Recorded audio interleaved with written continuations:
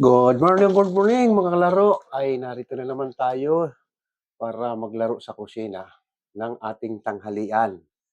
Kadadaan lang ng ating unos ng bagyo na grabe sa Bicol. Ito medyo hirap tayo kaya malamang puro gulay na lang ang ating kakainin. Kaya ngayon magugulay tayo ng gisadong tugi. Ito, tugi. May lahok na laging present itong tukwa sa ating tugi at may kaunting pork. Gigisa natin sa bawang sibuyas at celery. Ito ang kanyang mga gulay, carrots, bagyo beans, pichay. Ayan. Makakaraos na tayo sa igigisa lang natin na walang sabaw yan. Lalagyan lang natin ng oyster sauce para malasa. Black pepper, magic sarap. At papartnera naman natin siya ng fried fish na ito ang isda ng masa, Gigi. Talagang iyan ang pinagpipista ng ating mga kababayan na medyo kapos. Gigi sa umaga at tanghalian, Gigi sa gabi. Yan. Kaya iyan ang partner natin sa gulay. Ngayon, umpisa na natin ang paggisa nito. Punta na tayo sa kusina. Okay.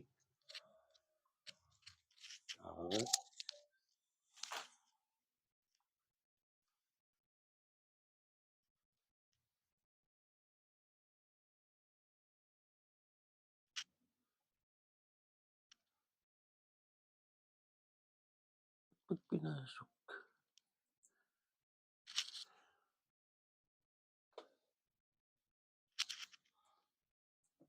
Okay, nakita.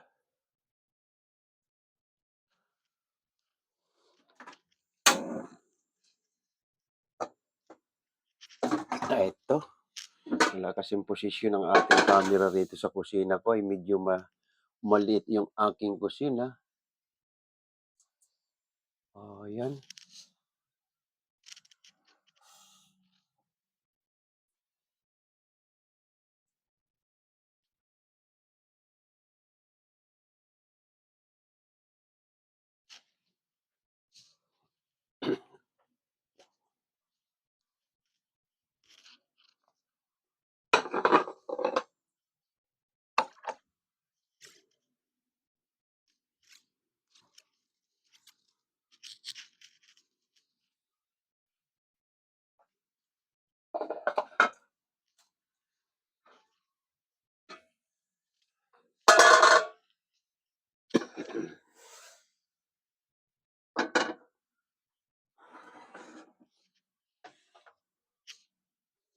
Yung ating fried fish, pwede niyong pagulungin sa flour.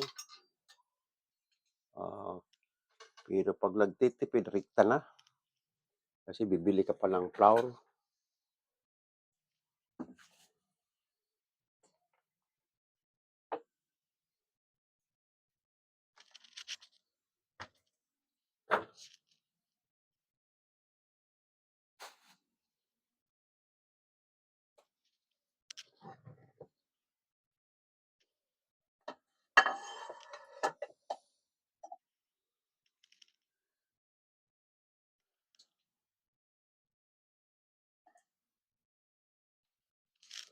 Ayan.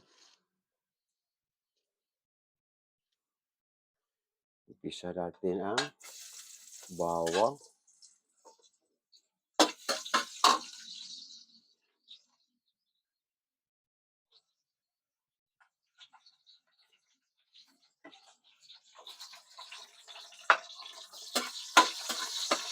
Yan ang fried fish natin. Ibisa muna natin ito. Ayan, mainit na yung mantika.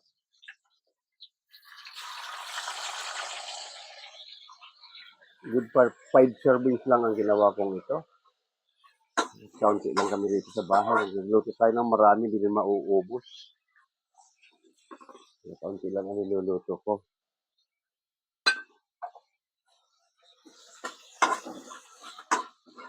Pag nag-brown na yung ating bawang, sunod natin ang ating onions.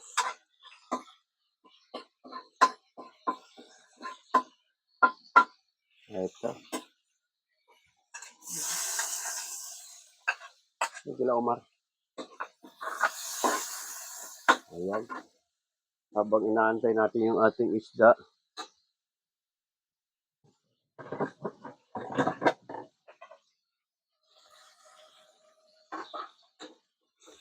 ikita nyo yung ating ginigisa natin ay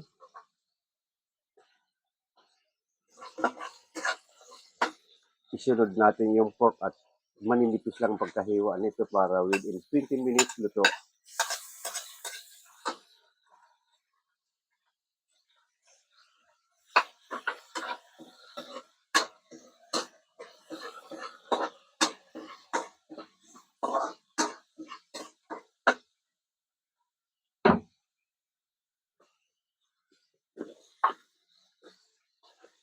Kunting asin lang.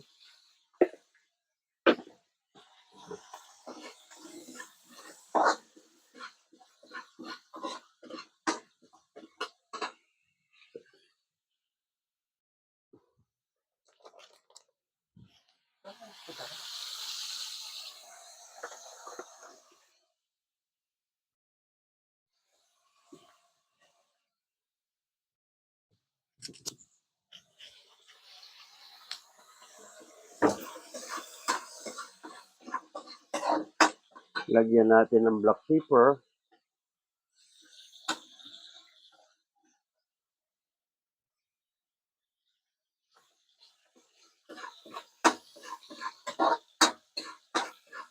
Kaya sangkot natin na mabuti kasi hindi natin lalagyan ng sabaw. Ito yung isa din parang style ay Mongolian barbecue. Oh.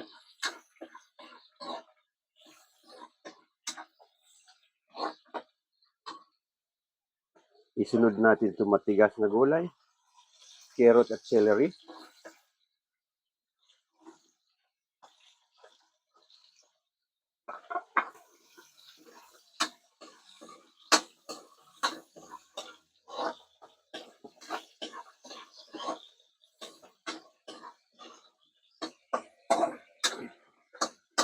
Takpan muna natin.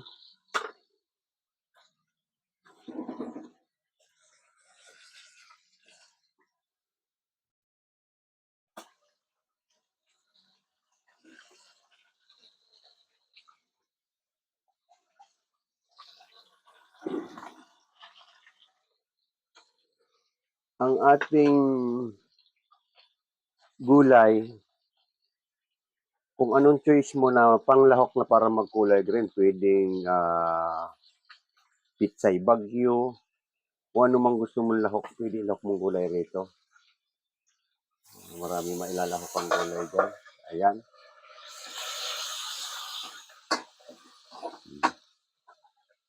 Sinudin natin ang bagyo din.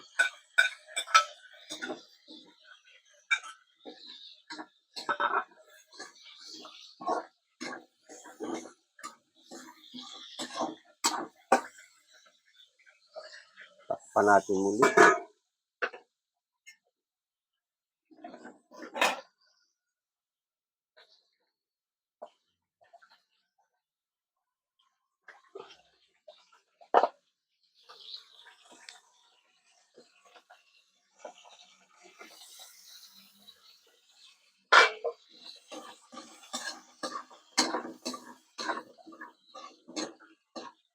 At ilagay na natin yung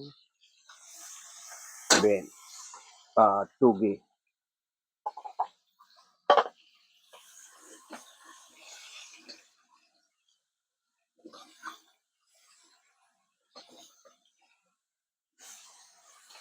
Ayan. Ipatong na natin magsaglit ng malutong pitsay. At ang tuko ay dating prinito ko na ito. Papatong na natin para pag hinalo.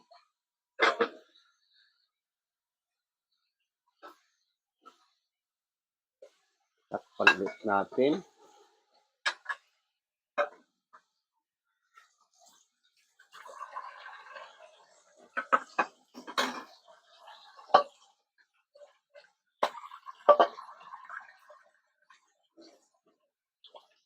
Yung ating fried fish, balik ka rin natin. Pangit ka galunggong masyadong tostado.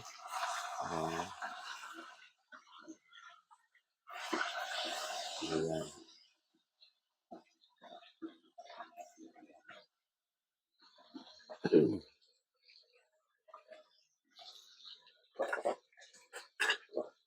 Basta rin na natin ulit yung gulay. Pero lalagyan na natin siyang oyster sauce.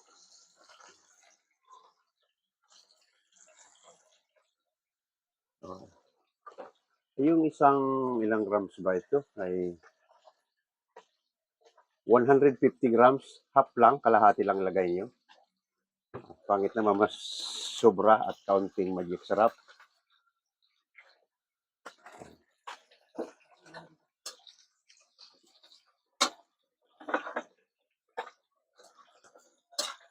Ayan, kikita nyo, hinahalo ko. Ayan, walang sabaw yan, kundi ano lang yung pagkakabisa natin. Ayan.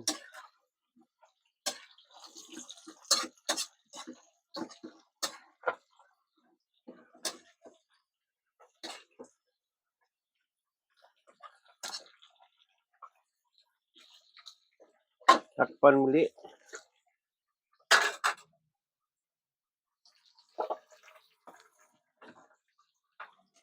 Ito yung ating fried fish ay luto na. Huwag masyadong tostado at pangit. May gulay na kapartner.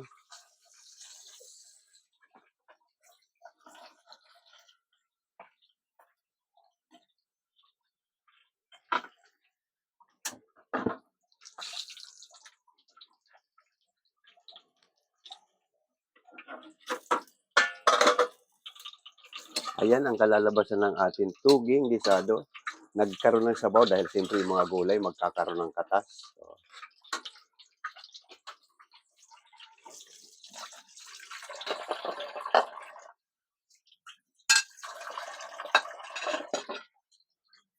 ayan.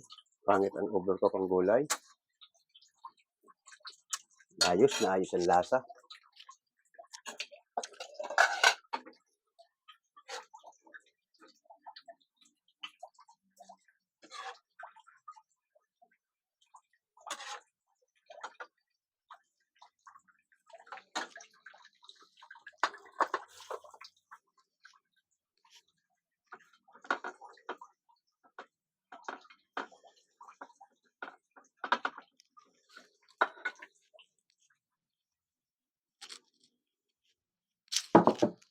Sarap at maliwanag.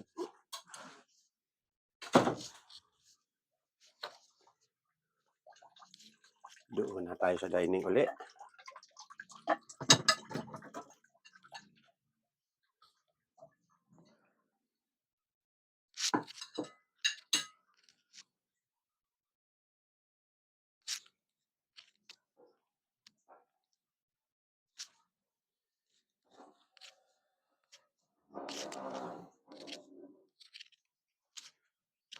Ayan.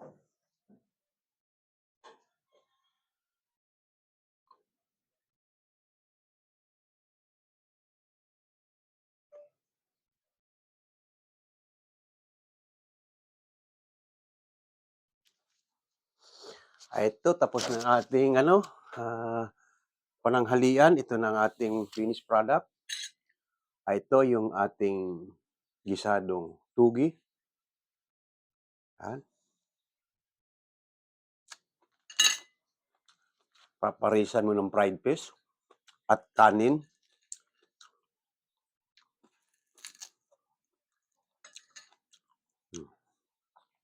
Itong pagkain ng masa. Kikita nyo naman sa palengke. Ang tugi ay kung minsan kombinasyon na.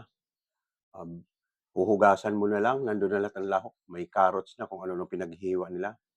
Pero ito, hindi yung mix ang kinuha ko. Plain lang, kundi tugi lang. Ako nang gumawa ng panghalo. Ayan. Masarap ang gulay, medyo hapko katulad nito. Malutong-lutong pa yung bagyo beans. Ang ating sa mga beginner pa lang magluto, ang ating tukwa, huwag mong ilalagay sa paggisa kaagad. Basta naprito mo na, sa hulban ng huli mo na para buo pa rin. Kasi pag hinalo mo ng hinalo, madudurog yung tukwa. Ayan. Ayan. Okay. Tapos na naman ating tanghalian. Maraming salamat sa ating taga-subaybay. Huwag natin kalimutan, pindutin ang ating subscribe button at like. Maraming salamat muli sa inyo.